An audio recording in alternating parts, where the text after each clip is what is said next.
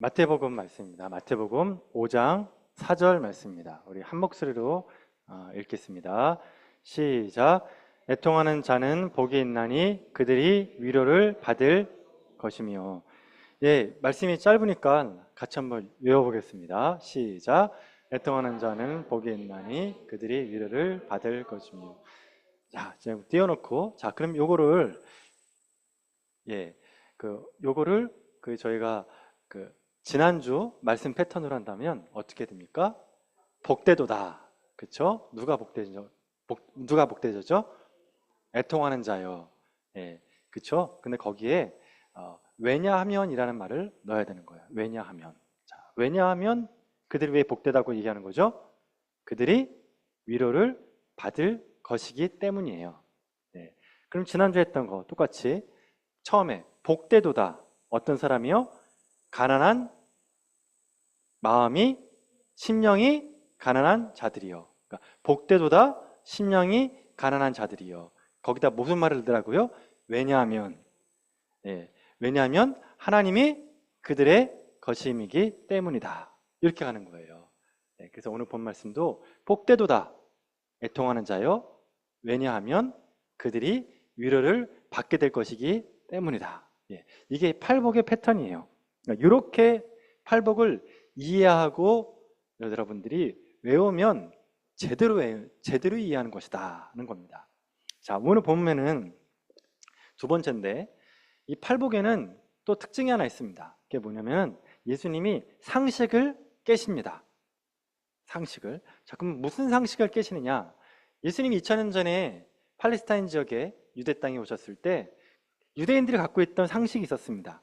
그 상식이 뭐냐면은 건강하고 몸이 건강하고 돈 많고 사회생활 잘하는 사람 있죠.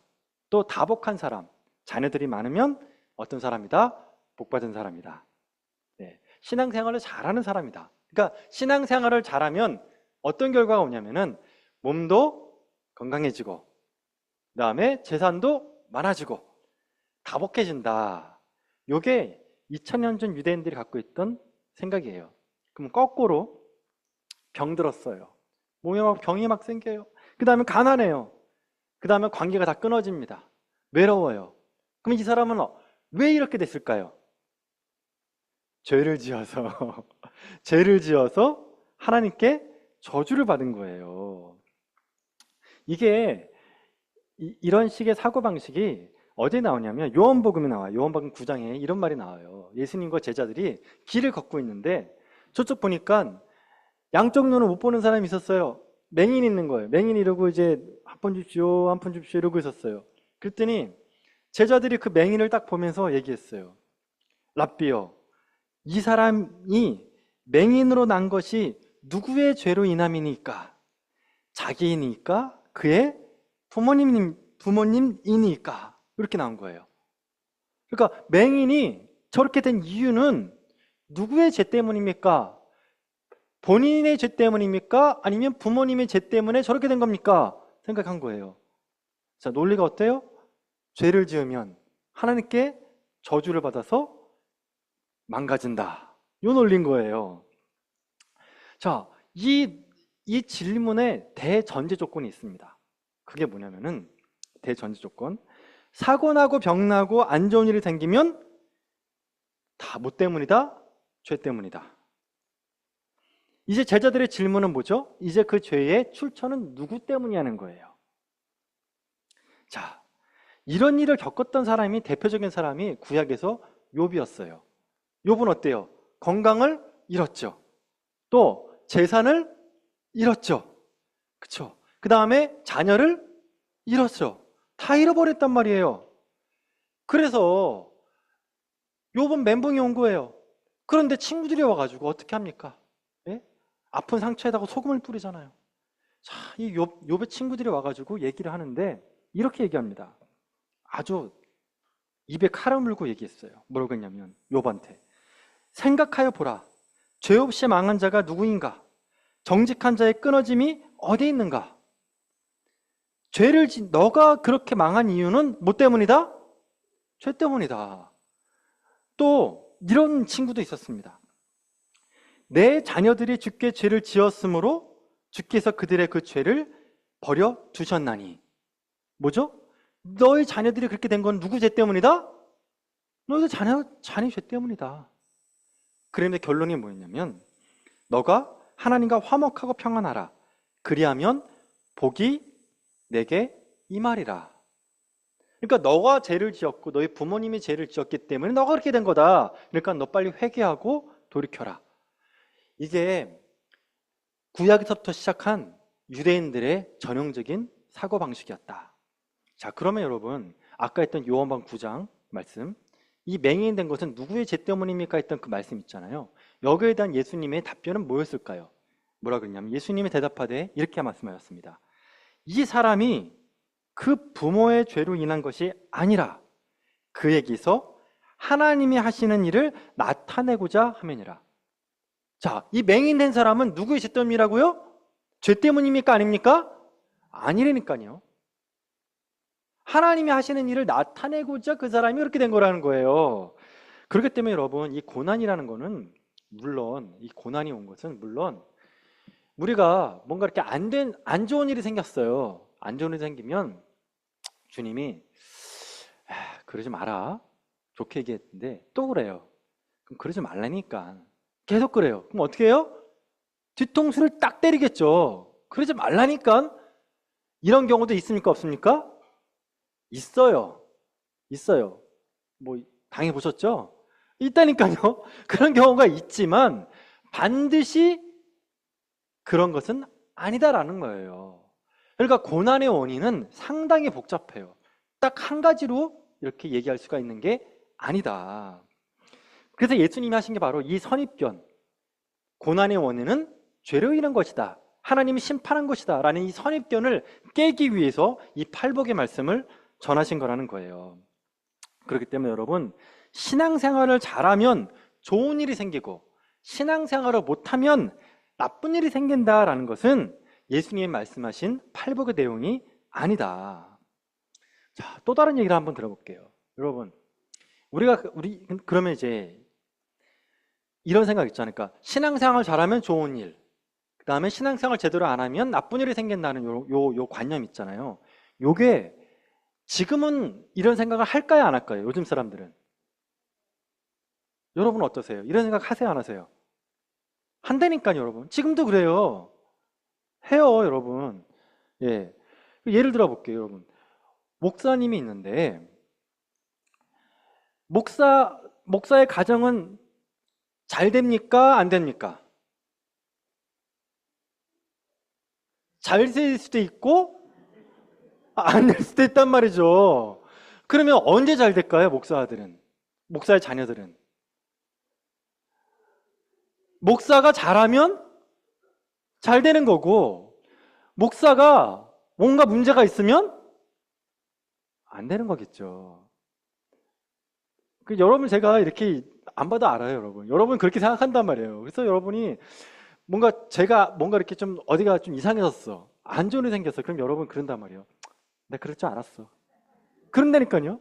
뭐 그럴 줄 알아? 그러면 에이, 하여튼 그럴 줄 알았어. 내가 딱 이렇게 지켜봤는데 하여튼 그렇게 문제가 있었어. 그래서 그런 거야. 나도 모르게 내 마음속에 뭔가 판단이 생긴다니까요. 그러니까 목사가 잘 되면 목사가 복 받을 짓을 했기 때문에 잘 된 것이고, 목사가 가정이 안 좋아져, 뭔가는 부러졌거나 망가졌어, 제가 막 허리가 안 좋아, 그러면 맞을 짓 했네, 그럴 줄 알았다니까. 목사님, 저 설교도 못해가지고 우리 졸게 하더니 저럴 줄 알았어. 뭐 이런다니까요, 여러분. 나도 모르게 판단이 되는 거예요. 이게 사람 마음이라니까요. 이게 2000년 전의 이야기만이 아니라 지금도 그렇다. 여러분, 책 중에서 목적이 이끄는 삶이라는 책 아시죠? 베스트셀러잖아요. 그게 이제 릭 워렌 목사님이 지은 책이에요. 새들교회 목사님이. 근데 여러분, 이분의 아들이 하나 있었어요. 아들이. 근데 어떻게 된지 아세요? 죽었어요. 근데 그냥 죽지 않고 자살해 죽었다니까요. 27살에. 이거 태어날 때부터 우울증을 알았는데, 우울증을 알았어요. 근데 이 우울증 때문에 너무 고생스러운 게 얘가 자꾸 자살하려고 그래. 죽으려고 그래. 그래가지고 류가람 목사님이 얘 살리려고 별의별 일을 다 했어요. 할 수 있는 거 다 했다니까요. 약도 먹여보고, 약 좋은 거 나오면 다 먹이고, 또 정말 유명하다는 목사님은 다 찾아갔겠죠. 근데 미국에서 제일 유명한 분이 레고네 목사님이야. 이게 또 아이러니야. 그 상담사 얼마나 많겠어요. 좋은 상담사 다 찾아가가지고 우리 아들 좀 살려달라고.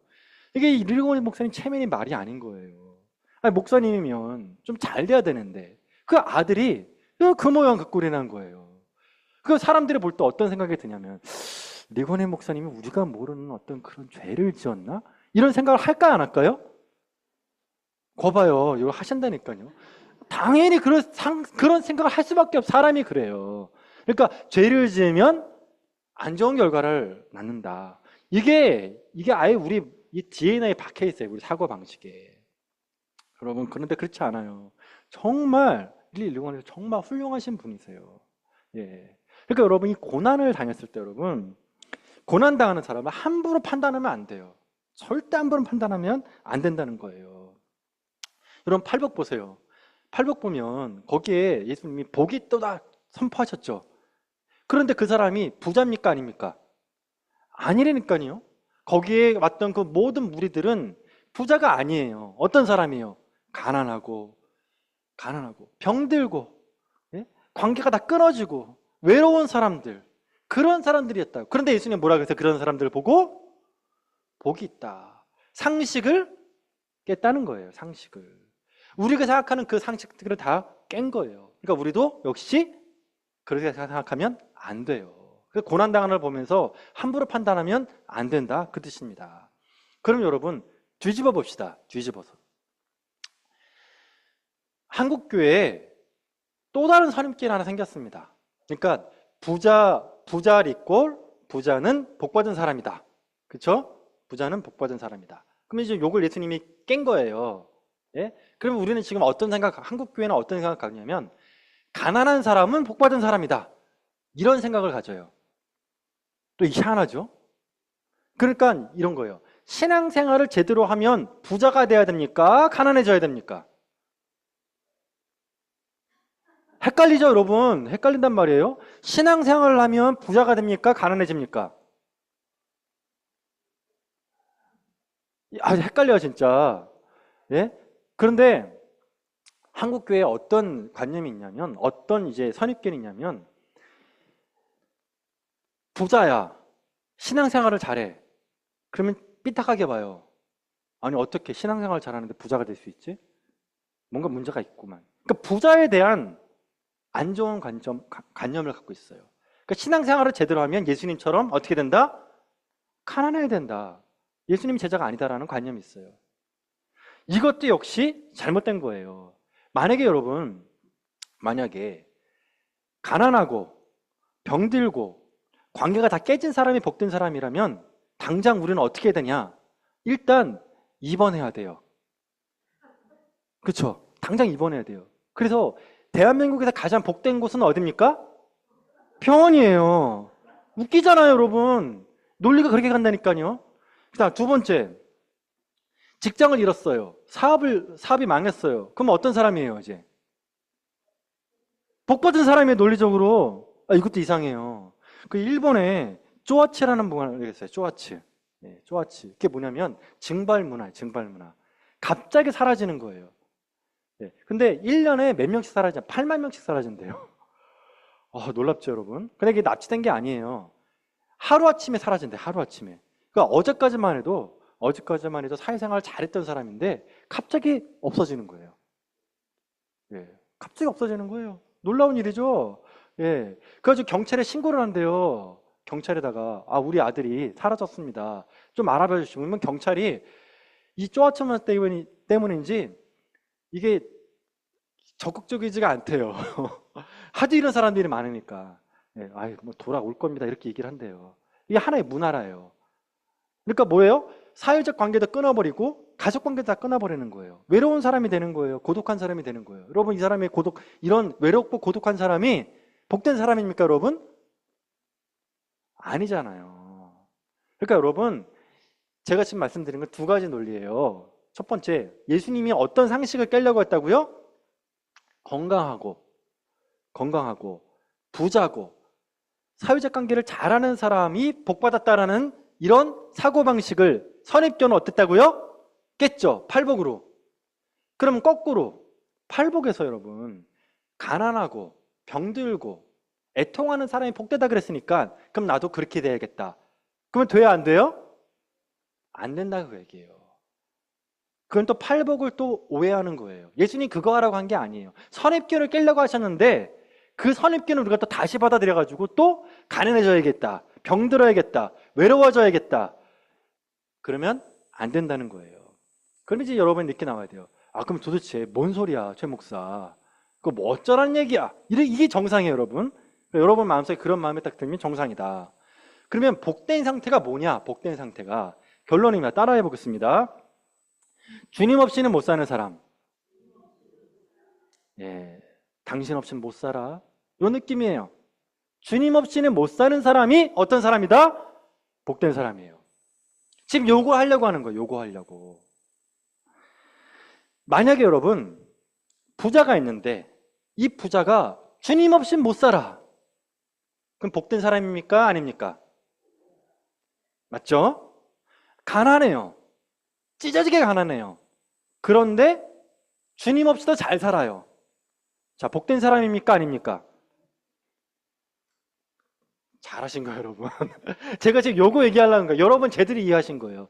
그러니까 잠깐만, 물리적인 상태, 심리적인 상태, 요거에 초점을 두는 말씀이 팔복은 아니다. 어떤 상태를 두는 거라고요? 그 사람의 영적인 상태, 하나님과의 관계를 지금 보고하는 것이에요. 하나님의 관계 속에서 그 사람이 주님 없이는 못 사는 사람이라면 그 사람은 어떤 사람이다? 복된 사람이에요. 그렇기 때문에 부자여도 주님 없이는 못 살아. 어떤 사람? 복된 사람. 그런데 찢어지게 가난해. 그런데 주님 없이도 잘 살아. 그럼 어떤 사람? 안 복된 사람. 안 복된 사람이에요.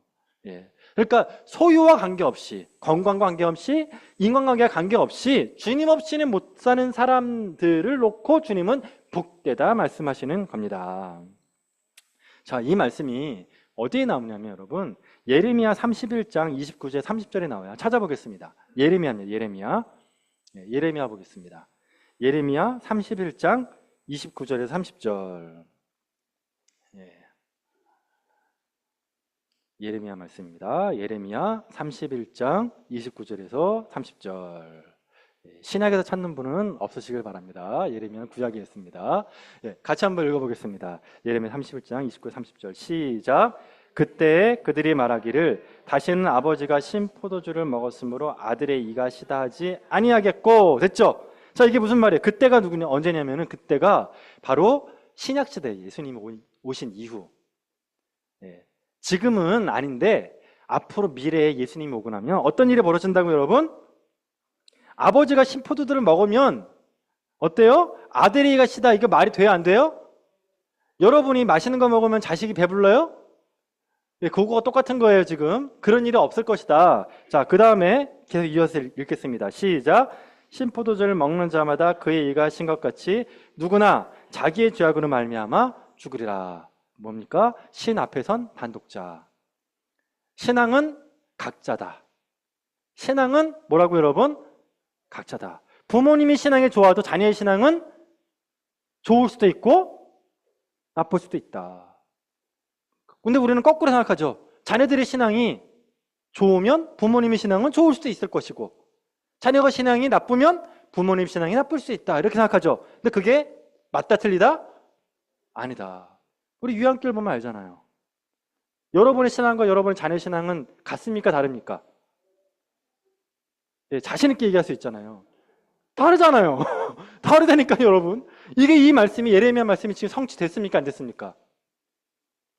예? 100% 이루어진 거예요. 신앙은 각자예요, 각자. 영향을 줄 수 있을 뿐이지 절대적인 상수는 아니다, 그 뜻이에요.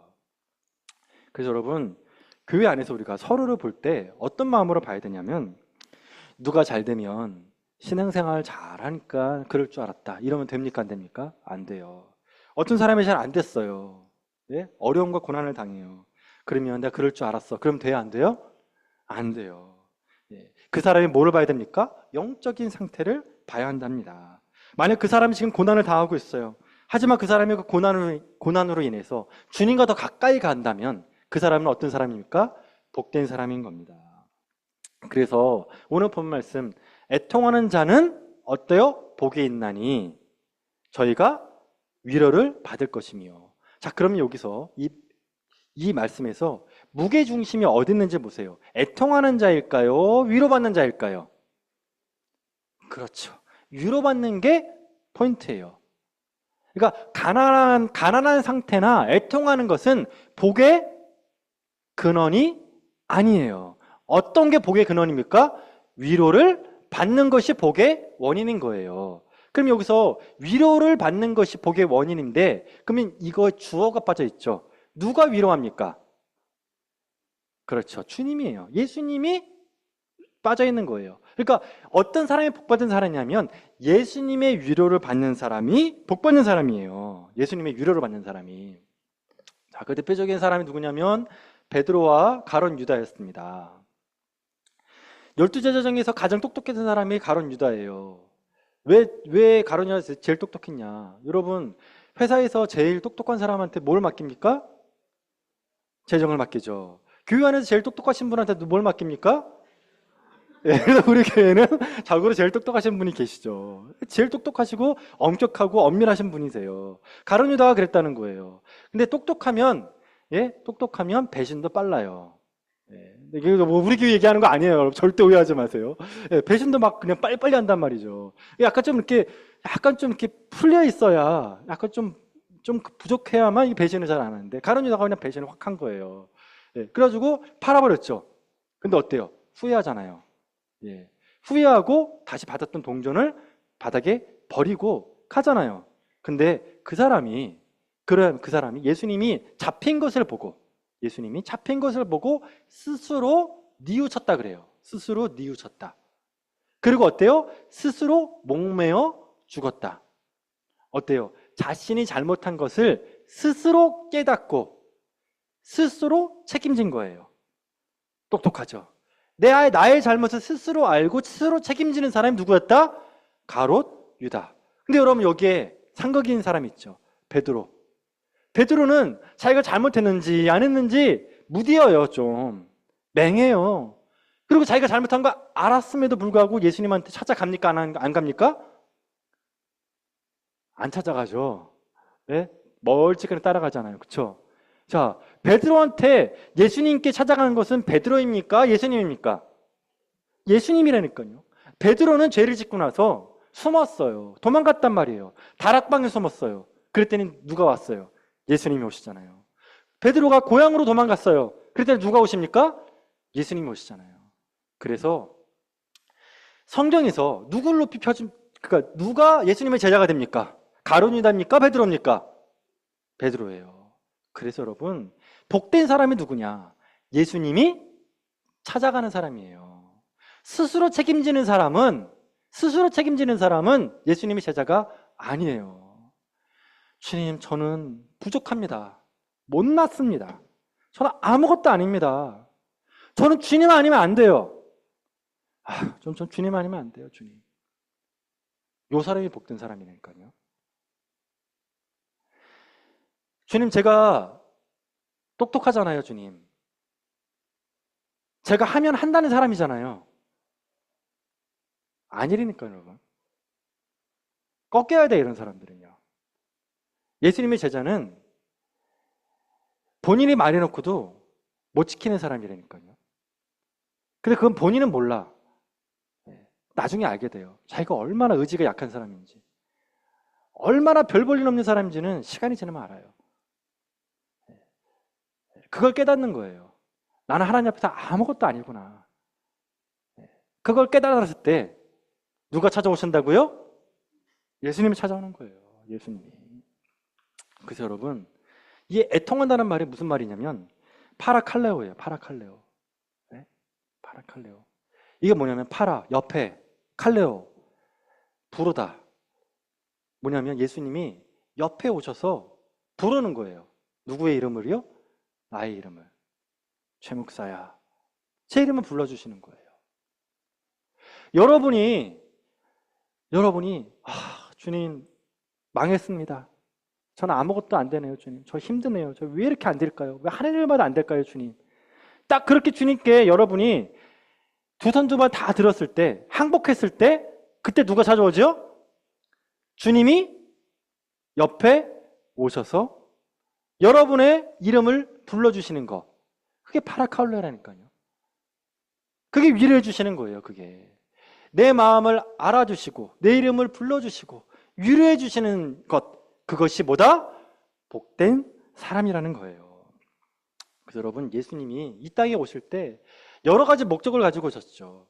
예수님 이 땅에 오셨을 때 우리의 죄를 위해서 오신 거예요. 우리의 죄를 해결해 주기 오셨습니다. 하지만 예수님이 오셨던 그 이유 중에 결정적인 이유 중에 하나가 뭐냐면 이사야 61장의 예언입니다. 이사야 61장. 거기에 뭐라고 하냐면 메시아가 올 텐데 그분이 어떤 일을 할지에 대한 예언이 나와요.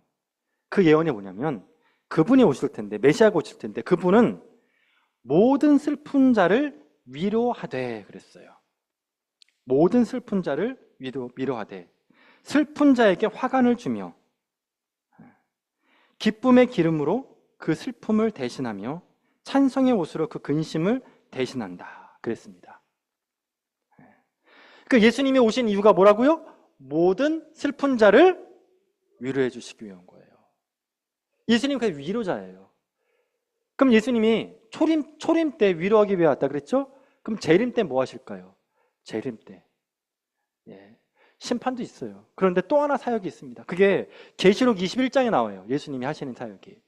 예수님이 뭐라 그러냐면 친히 그들과 함께 계셔서 모든 눈물을 그 눈에서 닦아주시니. 그 예수님이 재림 때 뭘 하냐면 우리의 눈물을 닦아주신다. 예수님의 초림은 무엇을 위한 거라고요? 위로하기 위해서. 모든 사람들을 위로하기 위해서. 모든 애통하는 사람들을 위로하기 위해서. 두 번째, 재림 때 뭐 하신다고요? 눈물을 닦아주신다. 야, 너 살아있는 동안 너무너무 수고 많았다. 너가 나를 위해서 이렇게 했지. 너 정말 애태웠다. 너무너무 수고했다. 내가 너의 눈물을 안다. 너의 그 인내를 안다. 사랑한다. 축복한다. 그러면서 여러분 안아주시고 눈물을 닦아주신다. 그게 누구라고요? 예수님이에요. 저는 이 계시록 말씀이 너무너무 좋아요. 왜 그러냐면 제가 전에 했던 얘기 있죠. 제가 가끔씩 기도하는 게 뭐냐면 원래는 이제 신학적으로는 안 맞아요. 그러니까 신학적으로 따지면 저는 이단이 돼요. 요거는. 그러니까 그렇게 하지 마세요. 그러니까 심정적으로 이해하세요. 뭐냐면 저희 아버님이 돌아가셨어요. 근데 가끔씩 저희 아버지를 위해 기도해요. 그래서 여러분 장로교회는 죽은 자를 위한 기도를 합니까 안 합니까? 안 해요. 근데 저는 해요. 가끔씩. 어쩌다 한 번씩. 뭐라고 했냐면은 주님 저희 아빠 좀 잘해 주십시오. 네? 저희 아버님이 정말 살아있는 동안에 정말 고생 많았거든요. 주님. 그러니까 이 세상에서 위로받지 못한 위로를 주님이 위로해 주십시오. 신학적으로는 틀린 말이지만 심정적으로는 저는 맞다고 봐요. 물론 제가 이런 기도 안 하더라도 주님은 100% 아니 1000% 10,000% 잘해줄 걸 알아요. 하지만 그런 기도가 돼요. 그 주님이 왜 제가 이런 기도를 왜 할까요? 주님이 눈물 닦아주시는 분이기 때문에 그래요. 우리가 갖고 있는 그 수없이 많은 상처, 그 누가 눈물을 닦아주겠습니까? 아무도 모른다니까, 여러분. 아무도 그 눈물을 닦을 수가 없어요. 누가 알아요? 주님이 알아요, 주님이. 그래서 여러분, 아무도 위로해 줄 수 없는 때, 정말 아무도 그 사람의 마음을 못 알아줄 때, 그때 주님의 위로를 받는 사람은 복된 사람입니다. 주님이 여러분의 상처를 만져주시고 눈물을 닦아주시는 그 사람이 복된 사람입니다. 이것이 바로 팔복의 말씀이에요. 주님의 위로를 받는 자가 복된 자이다. 저는 우리 위안교회가 그런 교회가 되었으면 좋겠습니다. 제가 예전에 다니던 교회에 A 장로님이 한 분 계십니다. 지금 그 교회를 떠난 지 한 10년 가까이 됐으니까 해도 괜찮아요. 왜냐하면 그분이 제 설교를 안 볼 거니까요. 그분이 교회 오시면 제 마음속에 어떤 딱 생각이 드냐면 딱 걸려 장로님이에요. 딱 걸려 장로님. 그러니까 교회만 올 때 딱 걸려봐. 이런 마음으로 오시는 것 같아요. 그래서 제 마음 딱 걸려 장로님이에요. 근데 그분이 딱 오면 사람들 다 긴장을 해. 다 얼음이에요. 여러분 어렸을 때 알잖아요. 얼음땡. 그렇죠? 근데 그분은 얼음이에요. 얼음. 네. 그분이 오면은 제일 힘들어하는 분이 사찰 집사님이셨어요. 얼마나 꼼꼼하게 보는지 그 흰 장갑 있잖아요. 다 예, 예, 집사님 이게 왜? 그분이 이제 교육자실 딱 들어오면요, 교육자들이 다 기립해가지고 딱 있어요. 회장님이 오신 것 같아요. 너무너무 무서웠어요. 그분이 지나갈 때마다 성도들이 다 긴장해요. 저분이 또 뭐라 그럴까 오늘은? 또 무슨 일을 일으킬까? 네, 꼼짝만 보고 딱 걸려 장로님이셨어요. 딱 걸려 장로님. 여러분 그분 교회를 사랑하는 마음 알아요. 네, 그분 때문에 교회가 참 돌아가는 것도 있어요. 근데 여러분 그런 분은 교회에 한 분이면 좋합니까? 많으면 좋습니까? 한 분이면 좋아요. 한 분이면. 되도록이면 좀 그런 분 없었으면 좋겠다 그런 생각이 들어요. 그런 걸 이제 지상 사명으로 생각하시는 분들이 있으면 좀 그래요. 예. 왜 그러냐면 여러분 그분이 돌아가실 때 정말 교인들이 어땠을까요, 여러분 마음이? 예, 상상에 맡기겠습니다. 예. 그러니까 여러분 교회 올 때 어떤 마음으로 와야 되냐? 딱 걸려봐라. 내가 오늘 하여튼 한 사람만 딱 걸려봐라. 예? 그런 마음으로 교회 오면 은혜가 돼야 안 돼요? 안 돼요. 교회 있는 분도 그렇다니까요, 여러분. 어떤 분이 어떤 마음으로 해야 되냐면 주님이 아시잖아요. 예? 주님이 내 기도 제목 아시잖아요. 주님이 내 상한 마음 아시잖아요. 제가 사회에 있는 동안에 일주일 동안 얼마나 힘든지 주님은 아시잖아요. 아무것도 나를 위로해 줄 수 없죠. 주님은 아시잖아요. 그런 찢어진 마음, 상한 마음으로 오는 거예요. 그런 분들이 오셔가지고 서로 보면 어때야 돼요? 예? 반갑잖아요. 너도 그랬구나. 나도 그랬다. 그러면 서로 뭐 해줘요? 위로해 주는 거예요. 그게 상처 입은 치유자 아닙니까? 상처 입은 치유자 사역이에요. 그러니까 우리는 서로 보면서 안 좋은 일 있으면 이 성도님 진짜 안 좋은 일이 생겼어. 그럴 때 알았자니까요. 나 그럴 줄 알았어. 하여튼 그 마음이 아니라 아유 너도 그랬구나. 어쩌다 그랬니? 기도가 되고 막 눈물 나고 막 그래야 돼요. 네, 그래야 돼요. 내일 남일 같지가 않는 게 진짜 교회 아니겠습니까? 예? 서로 보면 막 안타까워하고 여러분 우리 장로님 우리 집사님 보면 마음이 어때요 여러분? 저 생각만 해도 항상 짠하다니까요 저는. 예. 그게 정상이에요 그게. 그게 정상이에요. 말하지 않아도 아는 거예요 그분 마음을. 손만 잡아줘도 아는 마음이잖아요.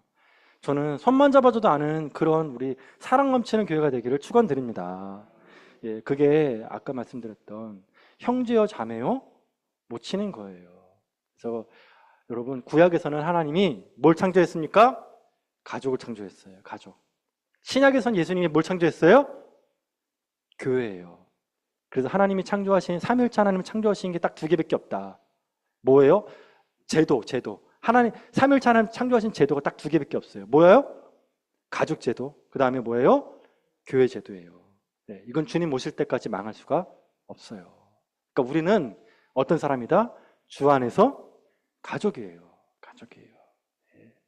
가족끼리 서로 사랑하고 뜨거운 마음으로 위로해주는 우리 유양교회. 그래서 여러분 예수님의 마음을 대신하는 저와 여러분 되기를 축원합니다. 우리 같이 시간 기도하겠습니다.